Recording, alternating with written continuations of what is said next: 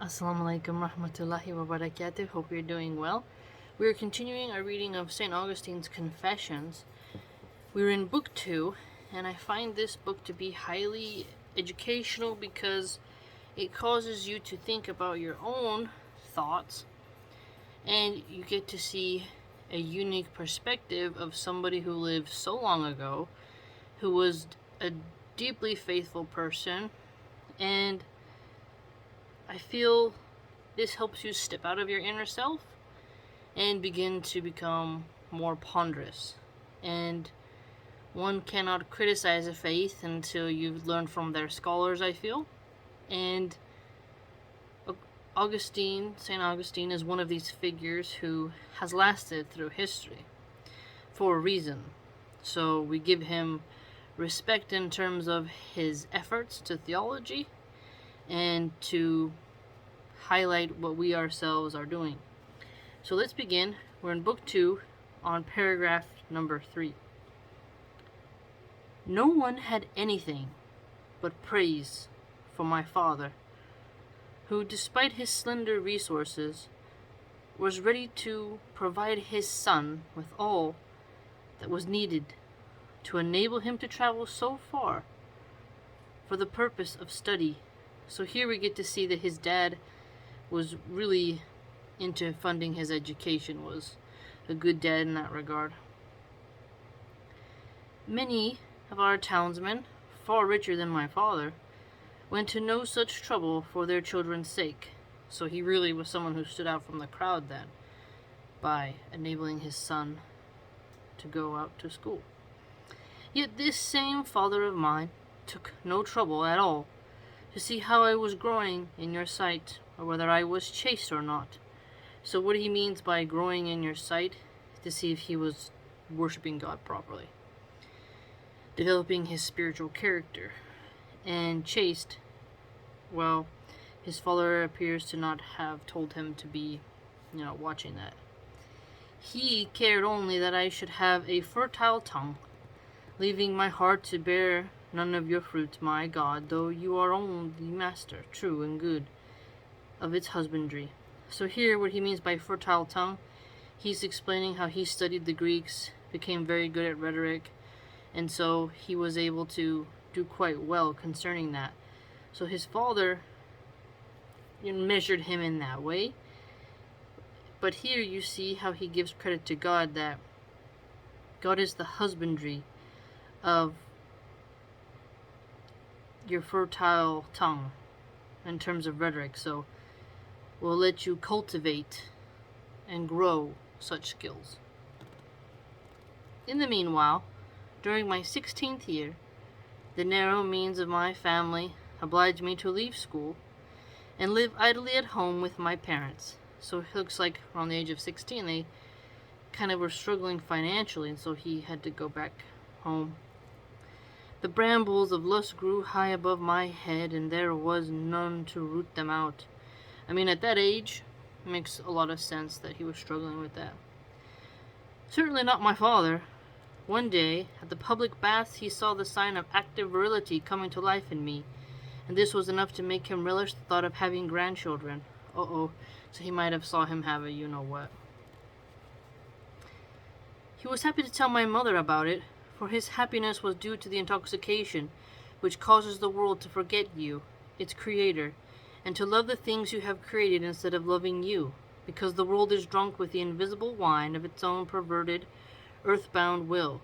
So here, I think his father was proud of this sort of active virility. I mean, grandchildren are something to get very excited about, but he is pointing out how you can get too much of your will bound to the earth. I think it's very unique how he worded invisible wine. That's a unique one. But in my mother's heart you had already begun to build your temple and laid the foundations of your holy dwelling, while my father was still a catechumen, a new one at that. So, in her piety, she became alarmed and apprehensive, and although I had not yet been baptized, she began to dread that I might follow in the crooked path of those who do not keep their eyes on you, but turn to their backs instead. So he hadn't been baptized yet at the age of 16. He does point out, though, how his mom is hyper-religious. He mentions her quite praiseworthy, but he kind of wishes that his dad would have helped him mind his hormonal nature. I think a lot of us could say that about our fathers. I know I could. How presumptuous it was of me to say that you were silent, my God, when I drifted farther and farther away from you. Can it be true that you said nothing to me at that time? Surely the words which rang in my ears, spoke by your faithful servant, my mother, could have come from none but you. So here he's kind of just pointing out how his mother was a really faithful servant of God, and that the way in which she behaved, clearly it was a gift from God because of how she acted. Yet none of them sank into my heart to make me do as you said. Wow, so he's kind of pointing out how this harden of heart angle. At 16, it's quite difficult. I will remember what her wishes were and how she most earnestly warned me not to commit fornication, and above all, not to seduce any man's wife. Wow, so his mom was just really saying, hey, you don't need to be chasing ladies and stay away from married women. Pretty good mom. It all seemed womanish advice to me, and I should have blushed to accept it. Yet the words were yours, though I did not know it. So here he's pointing out how the way in which she spoke was true to what the Christians demand. You shall not covet another man's wife. You shall not commit fornication in the land.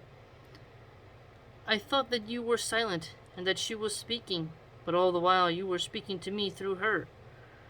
And when I disregarded her, your handmaid, I was disregarding you, though I was both her son and your servant. So here, obeying your mother, seeing that your mother's wisdom has much truth to it when she's highly religious, and it lines up with the doctrine, that is something to think about, that you shouldn't dismiss it as easily. But he's admitting, as a young man, he saw this advice as womanish, and I think a lot of sons can sometimes think that about their mamas. But I did this unawares and continued headlong on my way. I was so blind to the truth that among my companions I was ashamed to be less dissolute than they were. That's interesting. So among his friends, he was kind of shy of his poverty. For I heard them bragging of their depravity. Oh, I see. So also their body count, their liaisons. So he heard them, and he started to feel ashamed of it. Peer pressure, right? That's popular today. And the greater the sin, the more they gloried in it. That's really true. That's quite true. That does happen. So that I took pleasure in the same vices, not only for the enjoyment of what I did, but also for the applause I won. This is quite interesting because he's admitting that the worst things they did, they glorified it, they bragged about their depravity, and that some people really crave that applause. That's the difference of shunning certain things so that you don't get condemned, and then doing things because you need to hear the applause. Plays into a lot of our psychology, doesn't it? Nothing deserved to be despised more than vice, yet I gave in more and more to the vice simply in order to not be despised. That's interesting. So he participated in that vice of lust because he didn't want to be despised as someone who wasn't doing things that were seen to be extra fun or normal, I guess, for them, or something that was sought after. If I had not sinned enough to rival other sinners, now that's an interesting one. The rivalry of sin, how people compete in sin. Us as Muslims, we need to compete in goodness. He's pointing out, in his younger years, people were competing and rivaling in sin. It happens today, like the girls on TikTok who post their body counts. I used to pretend that I had done things that I had not done at all, Oh, I think a lot of young men do that. Because I was afraid that innocent would be taken for cowardice and chastity for weakness. Now this is quite interesting. This is interesting because he's really gotten into the male psychology here and explained how some would see that this innocence of being pure was cowardice to approach a woman, and that chastity was weak. So he's showing the inversion here for us, how he was wrong to think that, but he's still pointing it out for us. These were the companions with whom I walked the streets of Babylon. So here, he says a very clever line here of Babylon, of sin. So he's pointing out how his companions, they were not very good companions, because they rivaled each other in sin, they bragged about their debaucheries, they glorified the sin, the greater that it was, and he would lie sometimes even, he says, just to fit in. Wow. I wallowed in its mire as if it were made of spices and precious ointments. So what does he mean by wallowed? Wallowed means to really take your time to go in something to make sure it gets all over you. You don't quickly jump out of it. So he's saying that the sin he was in, he was rubbing around it as if it was ointments and spices. And those kinds of ointments and spices give you a good scent, so you want the lingering scent. Here he's explaining how what he was doing was something he should have ran away from, not lingered in. And to fix me all the faster in the very depths of sin, the unseen enemy trod me underfoot and enticed me to himself. The unseen enemy, so he's talking about the devil there. Because I was an easy prey for his seductions. It's interesting, he's calling himself an easy prey. Maybe he was an easy prey because he wanted to fit in so bad. And he didn't have a father to kind of set him straight in that way. He had a present father and a chaste mama, but he noted that he thought the advice of his mom was womanish. Maybe if his father would have told him, he would have listened to it more. So it sort of highlights the role of fathers for us.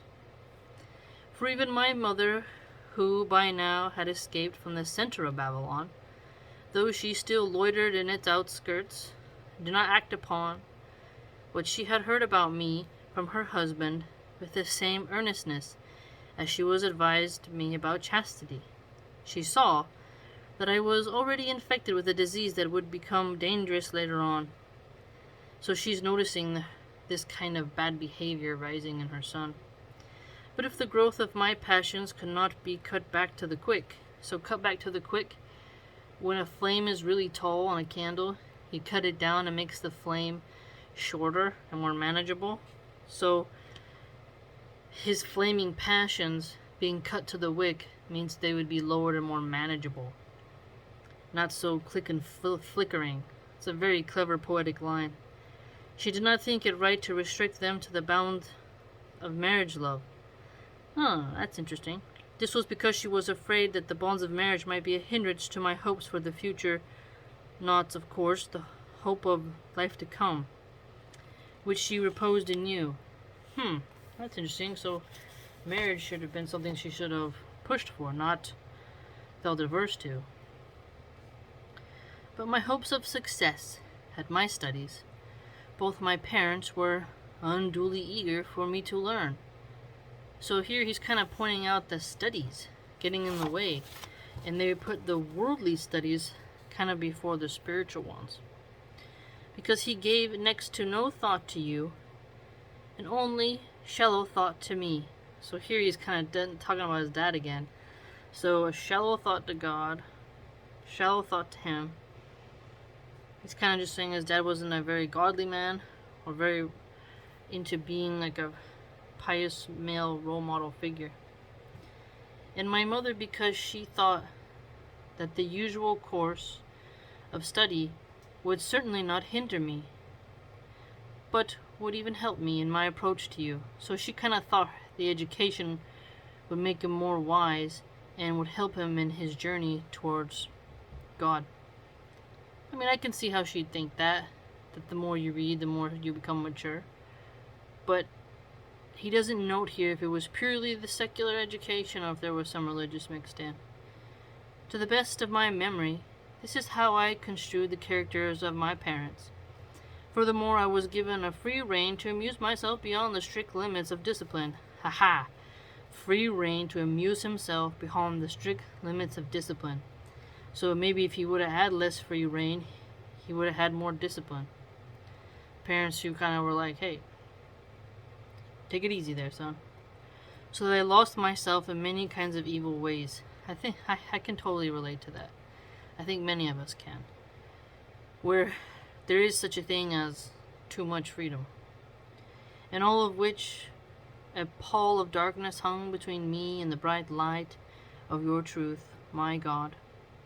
What malice proceeded from my pampered heart? Now this is interesting. What malice proceeded from my pampered heart.